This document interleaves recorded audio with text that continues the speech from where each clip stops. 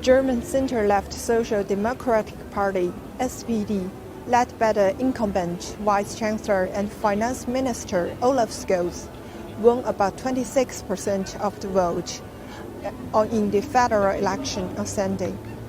According to the provisional election results released by the federal returning officer early Monday morning, the SPD's share of the vote surged by 5.2 percentage points from 4 years ago. Its main rival, the Conservative Union of Christian Democratic Union (CDU), and its sister party Christian Social Union (CSU), suffered heavy losses. It marks the end of the dominant role of the Conservatives ever led by incumbent Chancellor Angela Merkel for over a decade in the country's Bundestag, or the lower house of parliament. A new chapter in German history is opening as the chapter belonging to Merkel comes to a close. Merkel war schon sehr gut, aber ich hoffe erstmal, dass es mit dem Klima alles besser wird und auf jeden Fall die Bildung besser wird. Ja. Merkel war schon sehr gut, aber ich hoffe erstmal, dass es mit dem Klima alles besser wird und auf jeden Fall die Bildung besser wird. Ja. During her tenure, Merkel has ushered in an era of prosperity for Germany, casting off the country's tag of the sick man of Europe, when helping Germany achieve almost full employment before the pandemic. During the financial crisis from 2008 to 2009, Merkel prevented a bank run in Germany by ensuring citizens not to worry. As the financial crisis grew into the European debt crisis, Merkel kept her composure and prevented the breakup of the currency bloc by imposing austerity measures on financially weak member countries, rather than kicking them out.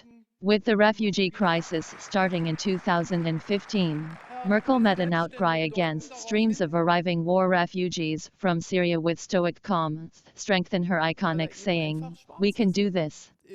Moreover, opposing America first, calling for multilateralism and global joint efforts against common challenges, Merkel has been active in multilateral platforms. She stood for joint global efforts to deal with common challenges including climate change, anti-globalization, inequality, and the pandemic. Notably, the China-Germany relationship, whose resilience is inseparable from the strong political mutual trust between the leaders of the two sides, has seen steadfast development in recent years. It's still uncertain as to what extent Merkel's approach will be inherited by her successor. But for most of the voters, their biggest concern is whether the government will ensure the country's prosperity and wealth.